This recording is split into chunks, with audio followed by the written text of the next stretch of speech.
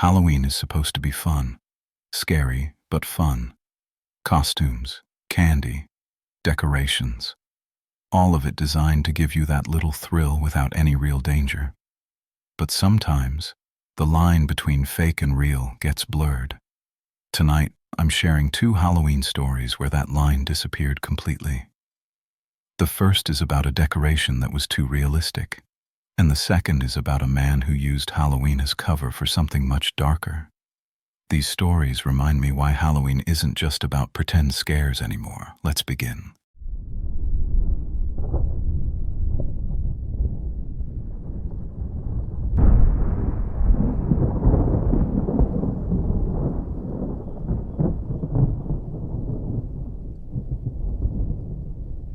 Story 1. The Scarecrow. This happened 3 years ago when I was living in Lexington, Kentucky, small suburban neighborhood, the kind of place where people compete over who has the best decorations. There was this one house on Maple Street, big colonial. The family who lived there, the Hendersons, they went absolutely insane with Halloween every year. And I mean insane. Animatronics, fog machines, sound effects, the works. But their centerpiece was always this scarecrow. They'd set it up in their front yard every October 1st, life-sized, dressed in torn overalls and a flannel shirt, burlap sack over its head, arms stretched out on a wooden cross, classic scarecrow setup. What made it creepy was how realistic it looked. The positioning, the posture, the way the clothes hung. It looked less like a decoration and more like an actual person just standing there. Every year, people would take pictures with it. Kids would dare each other to get close to it. It became kind of a landmark in the neighborhood. This particular year, Halloween fell on a Tuesday. I remember because I had to work late that day and got home around 9. Still plenty of trick-or-treaters out. I parked in my driveway, and as I was walking to my door, I noticed something off about the scarecrow across the street. It was facing a different direction. I'd lived there for 3 years. That scarecrow always faced the street. Always. But now it was turned slightly to the left, toward the side of the house. I figured maybe some kids had messed with it or something. Pushed it. Turned it. Whatever. But it bothered me enough that I stopped and stared at it for a second. And I swear to God, I saw it move. Not like wind moving it. Like it adjusted its weight. Shifted on the post. I stood there for probably 30 seconds just watching it. Nothing else happened. I convinced myself I was seeing things and went inside. The next morning I left for work around 7. The scarecrow was facing the street again. Normal position. That night when I came home, it was facing my house. I'm not kidding. It was turned completely toward my driveway. Arms still stretched out, but rotated 90 degrees from where it should be. I went over to the Hendersons' house and rang the bell. Mrs. Henderson answered. I asked her if she'd been moving the scarecrow around, like if it was some kind of interactive thing this year. She looked at me confused and said no. It's been in the same spot since October 1st. She asked me why. I told her I'd noticed it facing different directions the past couple days. She laughed and said that's impossible. It's bolted to the frame. It can't turn. I didn't know what to say to that. She asked if I wanted to come look at it with her, so we walked over to it together. She was right. The scarecrow was bolted to a wooden cross frame that was stuck into the ground. There was no way it could rotate. Not unless someone unbolted it and turned the entire frame. But here's the thing. As we were standing there looking at it, I noticed something I hadn't seen before. The burlap sack over its head had 2 eye holes cut into it. Mrs. Henderson said they'd never cut eye holes. They specifically didn't want it to look like it was watching people. We both stared at those holes for a long time. Then she reached up and pulled the burlap sack off. There was a face underneath. Not a fake one, a real one. It was a man, maybe mid-40s, unshaven, gaunt. His eyes were half open, staring at nothing. He wasn't moving. Mrs. Henderson screamed and stumbled backward. I pulled out my phone and called 911. The police came, paramedics, the whole thing. The man was dead, had been for at least 2 days, they said. But he'd been positioned on that frame recently, within the past 48 hours, which meant someone had killed him, dressed him up, and put him in the Hendersons' yard. And he'd been there the whole time, people walking by, kids taking pictures with him. Nobody noticed. The coroner determined he'd died of a drug overdose, fentanyl. The working theory was that someone found his body and decided to dump it somewhere it wouldn't be noticed, at least not right away. But that doesn't explain how he moved. I know what I saw. That scarecrow faced different directions on different nights. The frame was bolted down. It couldn't have been turned, unless someone was coming back each night and repositioning him. Mrs. Henderson took down all the decorations the next day. She said she's never putting them back up. I moved out of that neighborhood 6 months later. But I still think about it, about standing in my driveway that first night, watching that thing shift its weight. And I wonder if he was still alive when I saw it move. Story 2. The Candyman. This happened when I was 11. October 2015. I was living with my mom in Tacoma, Washington.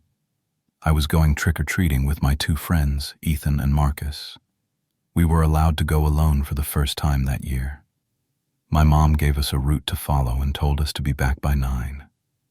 Halloween was on a Saturday, so the streets were packed. Tons of kids. Parents walking with younger ones. It felt safe. We hit most of the houses on our route and our bags were getting pretty full. Around 8 o'clock, we decided to do one more street before heading back. This street was a little quieter. Older houses, fewer decorations, but the houses were bigger, so we figured we'd get better candy. We got to this one house near the end of the block. It was a 2-story with a wraparound porch. The porch light was on, but there were no decorations, no pumpkins, no fake spider webs, nothing. Ethan said we should skip it, but Marcus said if the light's on, they're giving out candy. So we went up to the door and knocked. An older guy answered, maybe 60.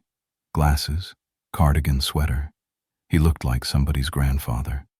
He smiled really big and said, "Well, aren't you 3 just wonderful? What great costumes." We said thank you and held out our bags. But instead of dropping candy in, he said, "Oh, I have something much better than candy. Come inside for just a second. I made caramel apples." We all kind of looked at each other. Nobody takes caramel apples from strangers. That's like Halloween safety rule number 1. I said, "No thanks, we're good." He kept smiling. "Are you sure? They're homemade. I made them this morning. They're delicious, and I have way too many. Please, it'll only take a second." Marcus said, "We're not allowed to go inside people's houses." The man nodded like he understood, but then he said, "What if I bring them to the door? Would that be okay?" Before we could answer, he turned and walked back into the house, left the door wide open. We could see into the entryway. There was a table with a bowl on it, but we couldn't see what was in the bowl. Ethan whispered, "Let's just leave." But before we could, the man came back. He was holding a tray, and on the tray were 3 caramel apples on sticks. They looked normal, covered in caramel, rolled in peanuts. He held the tray out toward us. "Go ahead, take one. I insist." None of us moved. He kept holding the tray out, still smiling. But his smile was starting to look forced, like he was getting annoyed that we weren't taking them. "Come on, boys, don't be rude. I made these for you," I said. "We're not supposed to take homemade stuff." His smile dropped, just for a second, then came back. "Your parents told you that, didn't they? They told you not to trust anyone. They told you everyone's dangerous." We didn't say anything. "Well, I'm not dangerous. I'm just a nice man trying to give you a treat. That's what Halloween is about, isn't it? Treats." Marcus grabbed my arm and said, "We have to go." We started backing away from the door. The man stepped out onto the porch, still holding the tray. "Wait, don't go. You didn't take your apples." We turned and walked fast down the driveway. I looked back once, and he was standing at the edge of the porch watching us. We got to the sidewalk and started walking toward the next house. There was a mom with two little kids ahead of us. We figured we'd stay close to them. But then I heard footsteps behind us.